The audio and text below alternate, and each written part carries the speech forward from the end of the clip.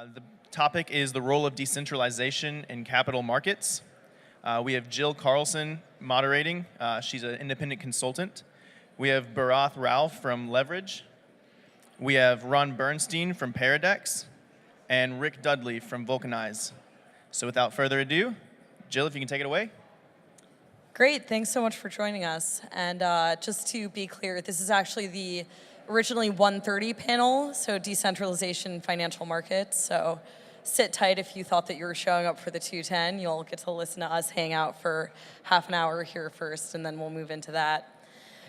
So all of us up here on stage some of us have worked in capital markets in various capacities, but what all of us are focused on right now is infrastructure for cryptocurrency markets, and specifically decentralized infrastructure. And we'll get into a little bit of what that means. But first, I'll hand it over to the panelists to introduce themselves here. So, Bharath? Hello. Yeah. My name is Bharath Rao. I'm the CEO of Leverage, which is a decentralized leveraged exchange. We are probably the only exchange that has claimed that it can do risk management decentralized. We are non-custodial. We are not completely decentralized. And yeah, glad to be here. Hi, my name is Rick Dudley. I run a consultancy called Vulcanize. We've consulted with a number of companies over the last couple of years in the non-custodial centralized exchange space, the federated order book space. We like to just group these all together and call them decentralized exchange, but they're really different products. I can't really say exactly who I worked for and did exactly what I did, but I've done a lot of work in this space. Hi, my name is Ron Bernstein. I'm the CEO of Paradex.io. Paradex is a non-custodial ERC20 token exchange built on top of the 0x smart contracts. Great, thanks. So before we dive in here, I'm curious just to take the temperature of the room. How many in here work full-time on something related to cryptocurrency or blockchain?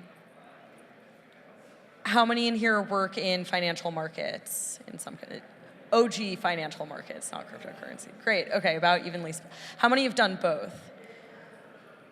Awesome, cool. Great, okay. So something that we were discussing before you all came in and joined us was just the difficulty of getting on the same page, even in terms of the jargon, right? Financial services has jargon all of its own, order books, ATSs, the whole sort of alphabet soup of things. And cryptocurrency, of course, is also very replete with jargon. Even what the word decentralized means is very much up for debate, I think. So I might turn it over here first to Rick, if you want to walk us through what you think it means for, say, an exchange to be decentralized, or maybe some of the problems with that sort of generalization. Yeah, so I'm the person on the panel that doesn't really have a strict financial background, so you're getting a translation. But from my technical perspective, you have two major questions that happen when you're facilitating a trade. One is that trade sort of facilitated via matching? Like, are you actually matching the two counterparties?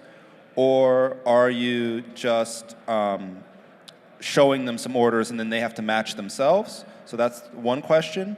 And then the second question, which is somewhat unique to the blockchain or is very different in the blockchain space than in the non-blockchain space, is this question of custody and non-custodial versus custodial. So many traditional exchanges would qualify as custodial in the blockchain space, even if there's a custodian between you and the exchange, because someone is taking possession of someone else's keys. And so in the blockchain space, it's integral, it's vital that you maintain possession of your own keys. And so when we talk about a non-custodial exchange in the blockchain space, what we mean is the counterparties maintain custody of their keys.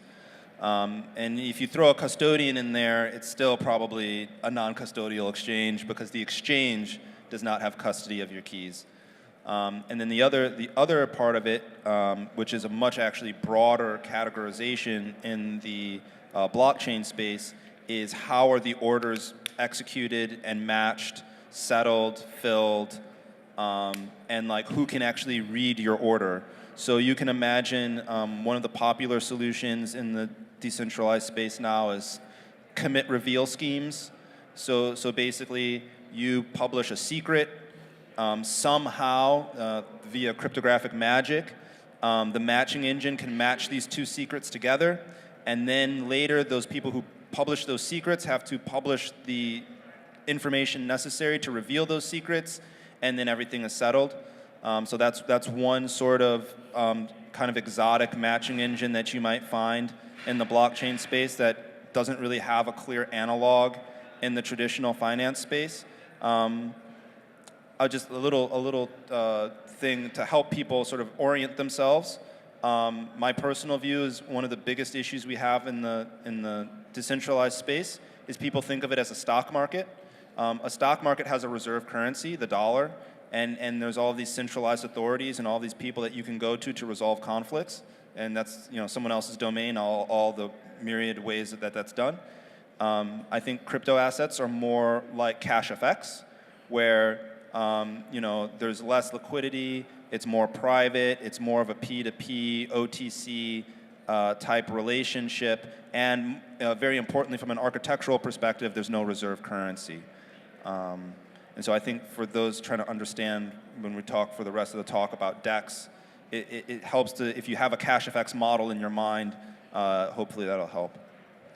Yeah, so one of the really interesting dynamics here, right, is that often when we talk about cryptocurrency, we talk about decentralization.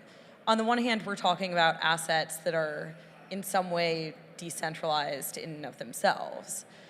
What we're up here talking about now is the infrastructure to trade those assets and to move those assets. And to date, most of that infrastructure that's been built around cryptocurrencies to trade them, to custody them, to move them, it's in many ways resembled what Wall Street has, right? If you go on, your Coinbase account or Poloniex or whatever it might be, at the end of the day, okay, the user experience might still be lacking in certain ways. It might be different from your Interactive Brokers account or your Charles Schwab account in those ways. But on the back end, it's still this centralized system. And something that we've sort of discovered over time is that presents a number of problems, some of which Rick just laid out. But I'll hand it over maybe to Ron to talk a little bit more about the non-custodial aspect of it and some of the problems with an exchange also being a custodian.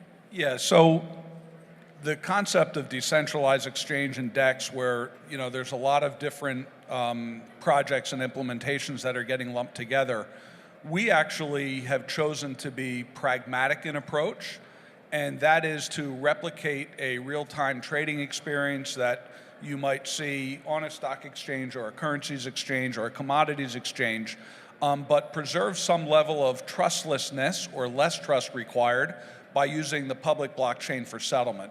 So in 2018 and maybe some part of 2019, a pragmatic approach, a practical approach, would be a price time priority order book where a market maker can make orders and cancel orders very, very quickly, and yet all of those things are settled on the public blockchain for immutability and permanence and transparency. But there are other approaches which are very different to that. Open relay orders go into a mempool before they get mined and then settled and things like that are a little bit different in essence. So there's a lot of different approaches now, all getting lumped together, and that is figuring out the right language and how this is going to be described and then how it's all going to evolve. So Ron, on that, if I'm a Coinbase user today or I use Kraken or whatever exchange that's centralized, why would you tell me I should consider using a decentralized exchange, or who might that be right for if I'm looking to trade my cryptocurrency? So if you look at like Reddit, or you're a newbie coming into the space and you're informing yourselves about how to get involved, the first thing that everybody screams at the newbies are, if you give away your private keys, you're giving away control of your assets. So when you use Coinbase or a centralized exchange, you are providing your assets to them with the hopes that they don't get hacked, that they don't cheat and steal and run away. I think we talked about hacks every 8 or 9 months right now with the big exchanges. So if you can find a way to allow users to be self-custodians of their assets, yet still have the ability to trade, that's a solution worth looking for, and that's not necessarily completely decentralized. But if you have your private keys, you own your assets. If you don't have your private keys, you don't own your assets. Bharath, you came from Wall Street. Yes. You had a background in trading and research. What was it about the promise of decentralized infrastructure and some of the differences of that versus what you saw on Wall Street that stood out to you and made you want to work on this? Right. So the first thing I saw was that in crypto, in those days, it was just Bitcoin. So this is like 2012? This is 2011, 2012. What I saw was the possibility of creating a system where the central actors cannot really screw it up for the ordinary person. So I was on Wall Street in 2008. I've seen the horrors, and I've been personally affected to some degree. And what I realized was that the Wall Street system of, assuming that regulations will work and the regulations are right, they are actually, they just happen to be incidental. MF Global collapsed, Bear Stearns, the 100-something-year institution collapsed, and all that can happen. And the people who are going to lose are the ordinary people who have given up custody of their funds and given it to an institution. And when there is a crisis, the government or whoever else will not be able to protect you. They will try to stabilize the financial system at the cost of your pocketbook. That is just what has happened historically, and that will continue to happen. What you really want is a system where you have power and control of your funds. And this is 99.9% of the value of decentralization. The fact that you use a particular topology, the fact that you use a particular blockchain, the fact that you do some fancy, it is all 0.01%. If the users have custody from beginning to end and everything occurs according to their intentions and their control, I think a lot of these problems will go away. When an individual is acting on his own volition, in the long term, regulations are neither necessary nor possible. It is like when I talk to you, this is not something you can regulate. When I send email to you, it's not something that can be regulated. Any interactions between ordinary individuals does not need regulation. So I think that is the promise and that's the future, and we all hope to get there. So if a big part of the value proposition of cryptocurrency is this idea of self-custodianship, that I don't have to rely on a third party, where does that leave us in terms of centralized exchanges and wallet service providers? Do you think that they serve a healthy purpose in the ecosystem, or do you think that they've just been a distraction from what the real end game is here? I think it's a journey. You don't go from point A to point B without going through all the points in between. And wallet providers and centralized exchanges are needed as as stepping stones to what is utopian future. We don't even know what it looks like right now. Everything that you guys build is going to change what it looks like, and we have some of the smartest people in the world working in this space today. So what I've seen when I started out, wallets were you had to roll dice to create actual random keys, and you had to write it down on paper. You couldn't write it down on like any actual computer, or you had to have an air-gapped computer. And those things, if I told a layman, they would say, "You're crazy. What the heck? This is 3 cents." In those days, it was this is meaningless. But today, with hardware wallets and things, of the progress we have made, things are a little more comfortable. The UX has improved a little. It's still pretty crappy, honestly. But 5 years down the line, you may not even think about it. It could be just like your, when you open a car door, you click on the thing and it opens, and that is up to all of you to build. Yeah, I think part of the discussion has to include the on-ramp from fiat to crypto. The fiat on-ramp to first seed the system and allow innovation to occur, it had to start from somewhere at some time to get funds into the system to be rolled around into the different tokens and projects that have come to be. So there is a need for it, and that's kind of where decentralization and regulation kind of butt heads at times. But let's not forget that to get funds into the system in a fairly safe manner, we do look to some of these bigger brands, whether or not they deserve to be big brands or respected brands. Obviously, that has to be earned with experience and trajectory. But we need those on-ramps to get traditional funds into the system. And then, things can happen in a different way with different trajectories, faster, more innovative, once they're into crypto as an asset sphere. So I pretty much agree with that very strongly. My work with exchanges and talking to exchanges, I think that there might be some confusion in their own sort of organizations about what their utility and what their role is for the long term in the crypto asset space. But ultimately, the service that an exchange provides for its end users is this legal jurisdictional support, and the fiat holder, the regulator, can contact that exchange and be confident that everything is occurring legally and within the bounds of the regulation. I do not think moving forward, the space is sort of emerged in a particular way where you have Coinbases, Krakens, and what have you, but it's obvious if you look at from an exchange technology standpoint, just factually, their technology is not particularly sophisticated, right? So the real service that they're providing today, right now, is this legal this legal gateway service.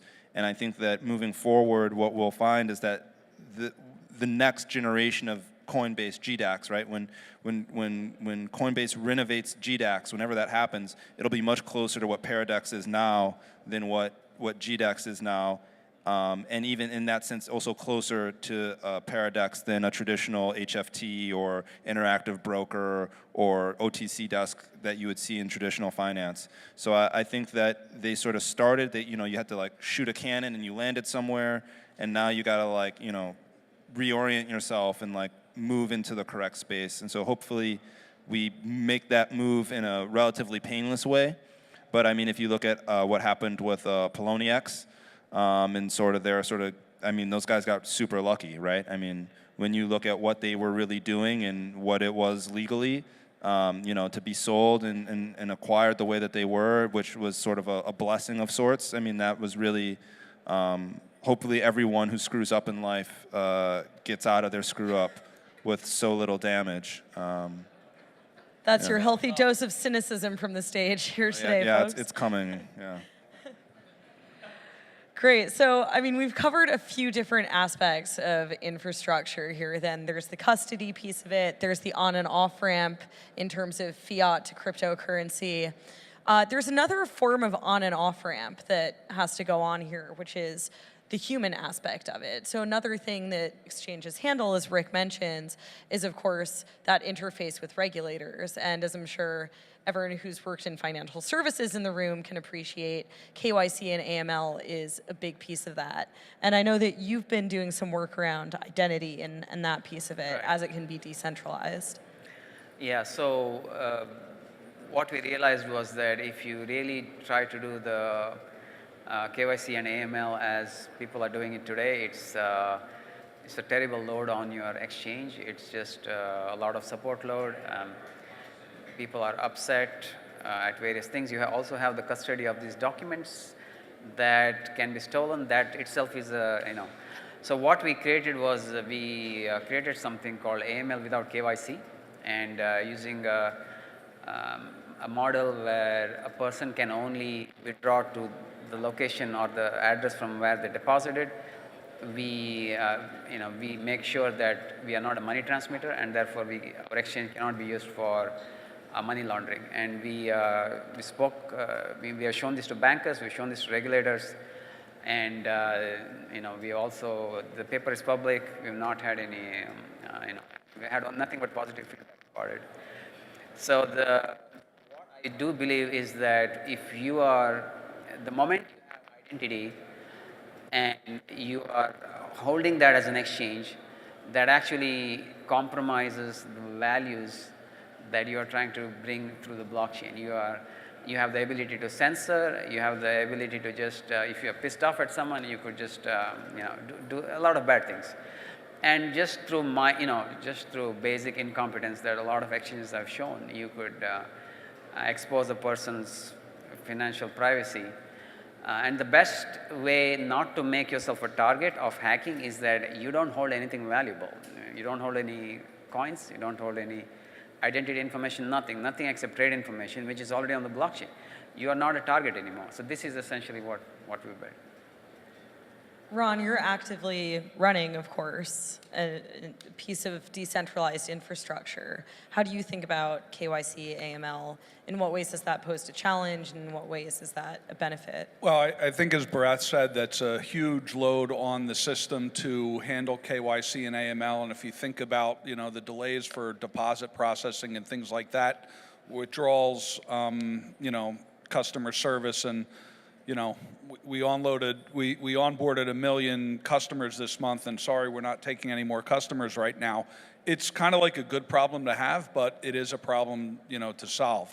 And I think non-custodial aspect of decentralization, where you have control of your funds and you use what you need instantaneously, and then you can put your ledger back under your pillow at night, is really a nice, elegant solution to keeping control of that stuff. But when it comes to the fiat side of things, I think it's hard to deny that, some of these banking services are important, but we want to find a way to work with them such that they don't stifle innovation and what happens next.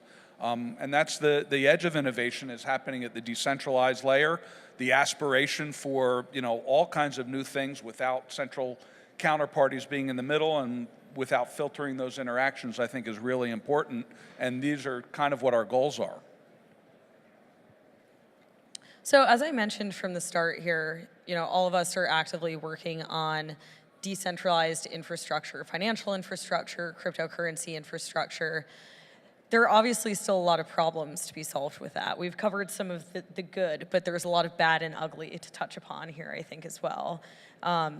Everything from latency issues to how you actually solve for privacy, trade privacy on blockchain. So if some of you want to talk about the challenges and the problems that we're facing as well. Rick, you look excited to take this on. I'll start.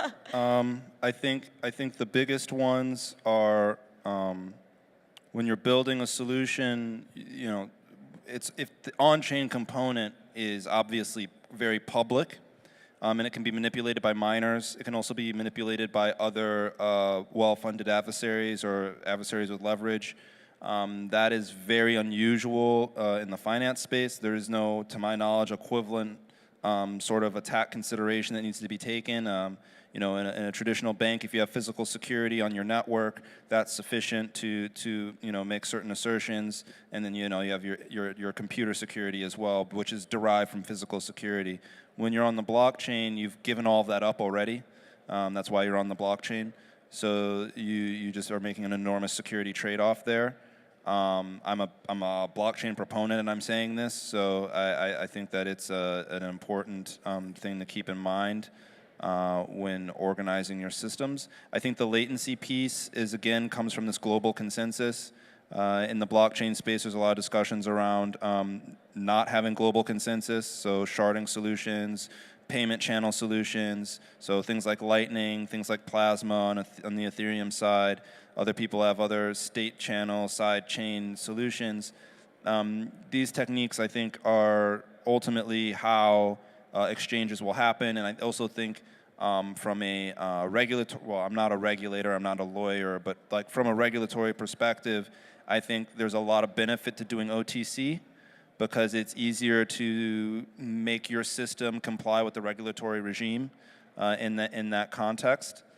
So I think that as people moving forward, that'll happen more. I think matching engines have their place, and there's a good reason to have a matching engine, especially with regards to price discovery, which is another weird thing that happens in the blockchain. So for people who are in the finance space, in the blockchain space, so if you have a normal exchange venue, right? Your exchange venue facilitates, as a noun that facilitates the verb of exchange, right?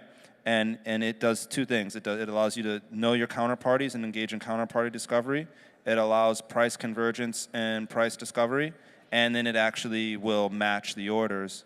In the blockchain space, you actually have to split up price convergence and price discovery. So just because I announce a price on the blockchain because cancels, for example, cost money, to sort of just cut through the metaphor here, because a cancel costs money in a lot of blockchain solutions, we don't have price convergence, right? If you look at the average of the book, it's actually moving away from the best price because people aren't paying money to cancel their orders, right? And so it's these sorts of little technical details that I think are really going to be, well, not going to be, have been so far a challenge for people, and hopefully, like, over time, more and more people will start to understand this stuff and come up with, there's tons of technical solutions that are viable, like, again, like Paradex and Leverage A already exist and solve a lot of these problems. But yeah, those are the challenges. As any trader knows, the devil's in the details, right?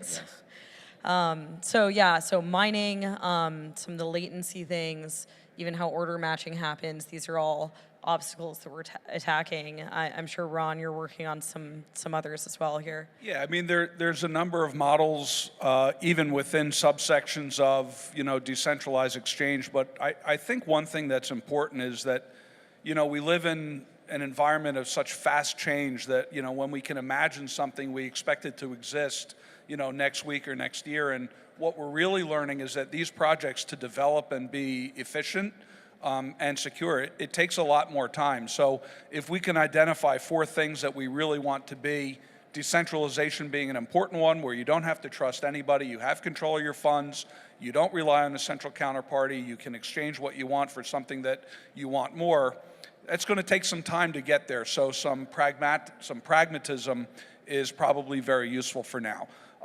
Technical solutions, there's 4 or 5 different things, including over-the-counter, dark pools, various ways to apply leverage into systems, all kind of just coming to be. And even though we want them to be here tomorrow, they're probably going to be here in the next couple of years. Right. So from my experience, when I talk to traders, why don't you trade on? So on most distributed, decentralized exchanges, the liquidity is poor. And I ask people, why don't you trade there? And they say there's no liquidity. And if there's no liquidity, if you don't put your order, there's no liquidity there anyway. So you need to sort of jumpstart it, and that is done by market makers. And market makers generally do not like decentralized exchanges. And there are a couple of reasons for it. One is the finality is a problem. And if the finality on Ethereum is something like 15 seconds, the price, they cannot hedge if they don't know if their trade is going through or not. And if their trade is not going in there, they cannot hedge it somewhere else. They cannot take an opposing position somewhere else.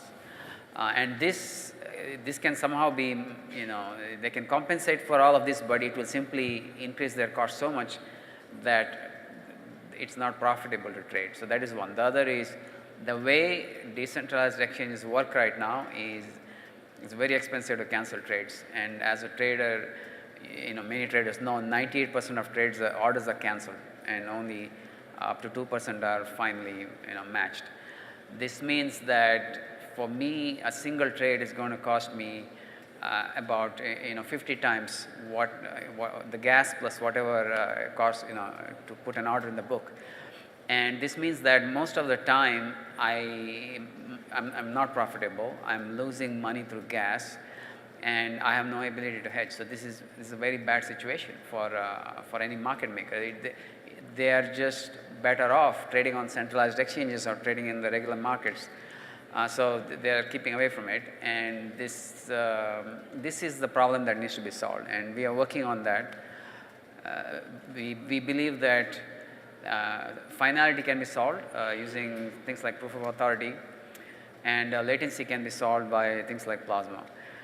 And once you have that model, you can really expect large players to move in, and you'll start seeing very nice order books, very liquid markets, and that is what will enable the decentralized exchanges to take off. So until then, they'll be marginal. It's like EtherDelta. EtherDelta does exist, but no one trades because of all these problems. People still go to Coinbase or wherever. We guess that in a couple of years, a lot of these problems will be solved enough that big traders, liquidity providers, have sufficient confidence to enter the market. So lots of promise, but lots of work to do as well here. Before we wrap up, we have just a few minutes left. I'd like to open it up to the audience if there are any questions. Yes, right here. So Rick, you mentioned that Coinbase and also Kraken are moving towards a Paradox model. Could you elaborate a bit more about that? And second follow-up question for Ron is there any compliance difference between centralized and decentralized exchanges? To clarify, what I meant was because they're not the most technologically sophisticated exchanges, instead of going down the HFT road to improve those metrics that traditional traders are accustomed to, I expect that those companies will move more down the non-custodial road. So they'll be not necessarily improving the speed of execution and all these sorts of things, but because frankly they're limited in how well they can do there anyway, and HFT is well beyond the utility of the everyman, right? I mean, it's so much more performant, and no one needs that performance. But people do need the non-custodial value. So the value added provided by the non-custodial exchange is, I think, the direction that the centralized exchanges are moving towards. Yeah, and just real quick on the compliance aspect, at least for Paradex, we've been very deliberate in our shot selection, the pairs that we make available. We've tried to avoid anything that might be considered a security. Therefore, we stick to these commodity property tokens, which have utility value intrinsic into the protocol itself. But reality is if you're interacting with U.S. customers, you have to follow U.S. law. So there would be no difference from a compliance perspective. And one more very quick question here. What can be done to bring down the cost of canceling trades? You said market makers, some majority of trades order for cancel, and that's very, very costly. That seems to be a big problem that needs to be solved. What can be done? Right. So there are already, us and a couple of others exchanges host the order books off-chain, and we enable high-speed cancels. So the entire matching and everything occurs completely off-chain, and only the profits are settled on-chain. So that enables you to have the speed and the liquidity of centralized exchanges with the non-custodial aspects of the blockchain. Okay, so being off-chain, you don't really get that expensive cancellation. That's correct. Yeah, you can mediate it, and then, because we have to be short on time here, you could run a side chain or a state channel, so you have the cryptographic guarantees, but because you're running all the validators, you price the cancels at zero, because you have that opportunity to do that. Shameless plug, on Paradex, we use the matching model, and that allows us to offer free cancellations, and that's immediate. Great, thank you all so much, and we'll all be around at the back of the room if you have more questions. Give it up for the great panel.